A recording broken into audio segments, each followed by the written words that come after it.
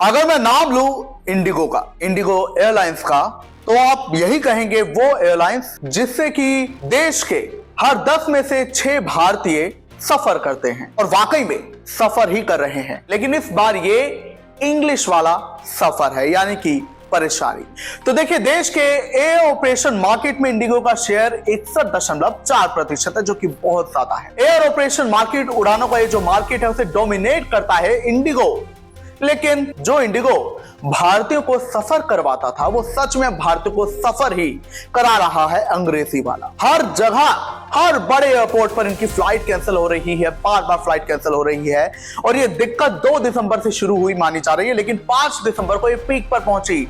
और 5 दिसंबर को तो इतनी पीक पर थी कि वहां लगभग 2000 फ्लाइट कैंसिल करनी पड़ी। 6 को लगभग 1600, 800 ऐसे करके जानकारी मिली है। और बीते दिन भी लगभग जो है 850 फ्लाइट कैंसिल की गई हैं और आज भी अभी 200 तक फ्लाइट कैंसिल हो चुकी है। इतना ज्यादा कोहराम मच गया है क्योंकि देखिए, वो एयरलाइंस जो कि मार्केट को डोमिनेट करती है, वहीं पर अगर लगातार फ्लाइट कैंसिल हो, कितनी दिक्कत होगी। हर 10 में से 6 भारतीय इसके जरिए सफर करते हैं, अपनी मंजिलों पर जाते हैं, अपने गंतव्यों पर जाते हैं। और आपकी जानकारी के लिए बता दें कि इंडिगो भी रोजाना लगभग 2300 फ्लाइट ऑपरेट करता है। तो ऐसे में जब इसकी एयरलाइंस की इतनी सारी उड़ानें रद्द हुई तो बहुत ज्यादा दिक्कत।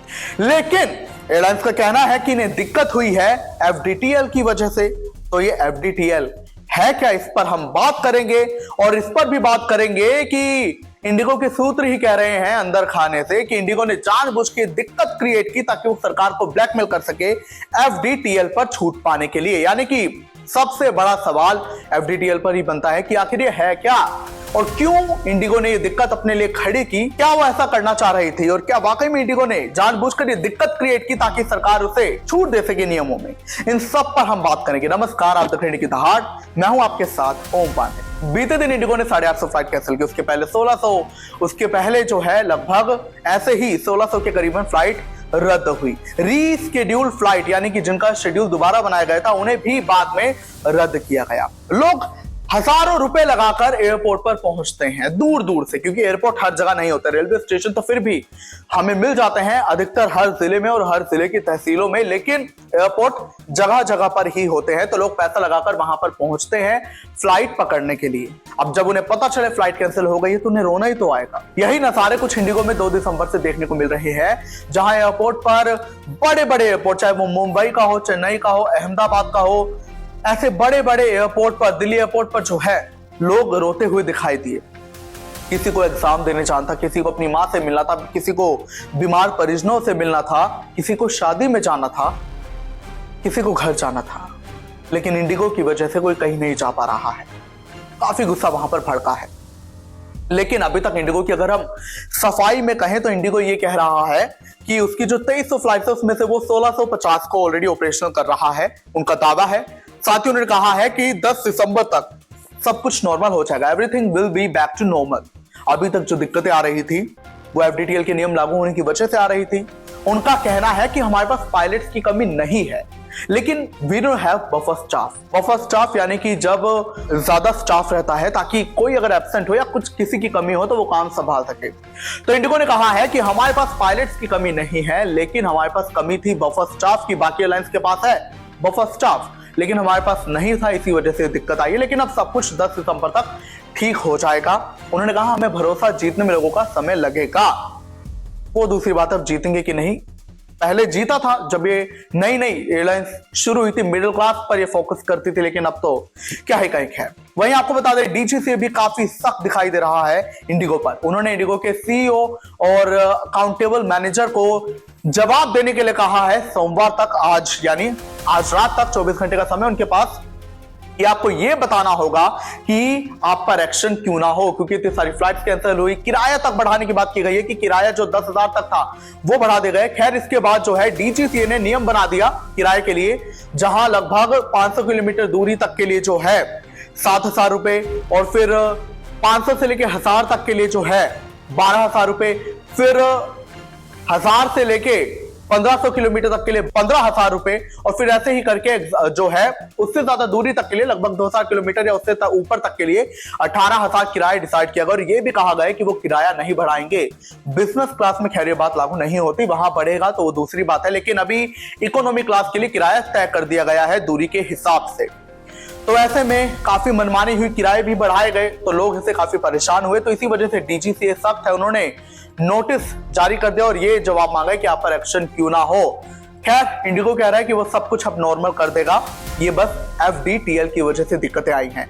लेकिन उधर सुप्रीम कोर्ट ने भी इंकार कर दिया है मामले पर तत्काल सुनवाई से। उन्होंने कहा हम एयरलाइंस ऑपरेट नहीं करते, सरकार इस पर ऑलरेडी एक्शन ले चुकी है, तो अब इस मामले में सुनवाई 10 दिसंबर को होने वाली है। और तत्काल सुनवाई से सीजेआई सूर्यकांत ने इंकार कर दिया है, कहा है कि डीजीसीए ऑलरेडी इस मामले में संज्ञान ले रहा है। खैर अब हम बात करेंगे एफडीटीएल है क्या। पूरा नाम बताता हूं, एफडीटीएल का मतलब है फ्लाइट ड्यूटी टाइम लिमिटेशन।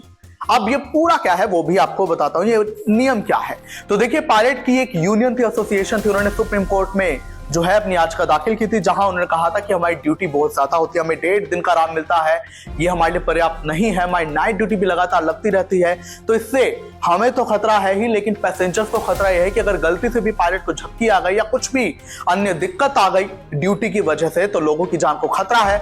तो कोर्ट ने यह बात समझी और बाद में डीजीसीए ने जो है एक नया नियम बनाया, flight duty time limitation FDTL. ये नोटिफाई हुआ जनवरी में। तो बड़ा सवाल ये कि जनवरी में नोटिफाई हुआ ये नियम अब क्यों दिक्कत क्रिएट कर रहा है। ये दिक्कत जानने के पहले प्रॉपर ये कहता क्या है नियम एफडीटीएल का, वो मैं आपको बता रहा हूं। तो देखिए, पहले जो है 1.5 दिन का आराम मिलता था, लेकिन अभी नए नियम के तहत हर सप्ताह उन्हें 48 घंटे का आराम यानी कि 2 दिन की छुट्टी। पहले उनकी नाइट शिफ्ट होती थी सुबह 5 बजे तक, लेकिन अब रात 12 से सुबह 6 बजे तक शिफ्ट है। अब नाइट लैंडिंग पर भी लिमिट लगा दी गई है, पहले नहीं थी लिमिट, अब नाइट लैंडिंग पर लिमिट यह है कि पहले पायलट जो है 6 लैंडिंग तक कर सकते थे, लेकिन अब सिर्फ 2 लैंडिंग वो नाइट में कर सकते हैं। इससे असर यह हुआ कि पायलट और क्रू की संख्या अचानक कम हो गई। लगातार नाइट शिफ्ट पर भी रोक लगा दी गई। पहले जो है नाइट शिफ्ट पर रोक नहीं थी लगातार, लेकिन अब क्या है, लगातार 2 रातों से ज्यादा किसी की भी नाइट ड्यूटी नहीं लग सकती। यानी कि कोई पायलट है, अगर वो हफ्ते में जो है पहले 5 दिन नाइट ड्यूटी कर रहा था लगातार, लेकिन अब वो सिर्फ 2 नाइट ड्यूटी लगातार करेगा। तो अब इससे भी पायलट्स और क्रू की कमी आई और सभी एयरपोर्ट्स पर फ्लाइट का शेड्यूल बिगड़ गया, ऐसी बात कही गई है एयरलाइंस की ओर से। और फ्लाइट ड्यूटी पीरियड लिमिट पहले क्या होता था कि प्री फ्लाइट और पोस्ट फ्लाइट में अतिरिक्त 1 घंटे से अधिक काम नहीं होता था। तो अब इस वजह से जो है ये सारी दिक्कतें हो रही हैं, कई फ्लाइट्स रद्द या देरी से चली हैं। तो यानी जब ये पायलट्स की सहूलियत के लिए डीजीसी ने नया नियम बनाया एफडीटीएल का, लेकिन यही बाद में एयरलाइंस का कहना है कि उनके लिए दिक्कत खड़ी कर गया, इससे पायलट्स और क्रू की कमी आ गई। और अब जो है लंबी उड़ानों के बाद उन्हें रेस्ट भी दिया जाता है, जहां कनाडा यूएस जैसी लंबी उड़ानों के बाद पायलट को 24 घंटे का आराम दिया जाता है।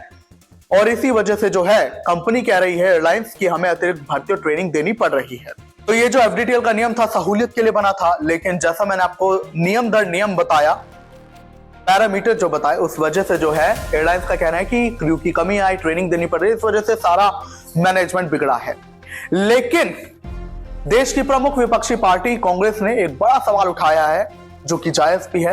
उन्होंने कहा है कि ये नियम जहां जनवरी में नोटिफाई हुआ था, तो अब तक एयरलाइंस ने इसे लागू करने में इतनी देरी क्यों लगाई?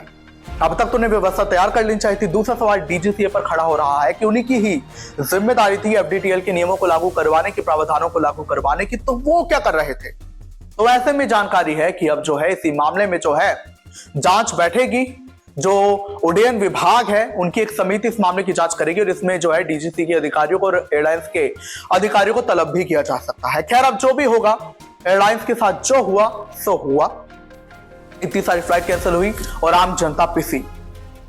तो ऐसे में कई सूत्र ये कह रहे हैं कि जानबूझकर उन्होंने एफडीटीएल के नियमों में एयरलाइंस ने छूट पाने के लिए, यानी जो नए नए प्रावधान बनाए हैं उनमें छूट पाने के लिए उन्होंने जानबूझकर ये सिस्टम बना दिया, जानबूझ के व्यवस्था बिगाड़ दी, ताकि उन्हें सरकार जो है ये प्रेशर में आकर, क्योंकि लोग प्रेशर डालेंगे कि ये सरकार क्या कर रही है, ये क्या कर रही है, हमें परेशानी हो रही है, तो नियम में उन्हें छूट मिल जाए, रियायत मिल जाए।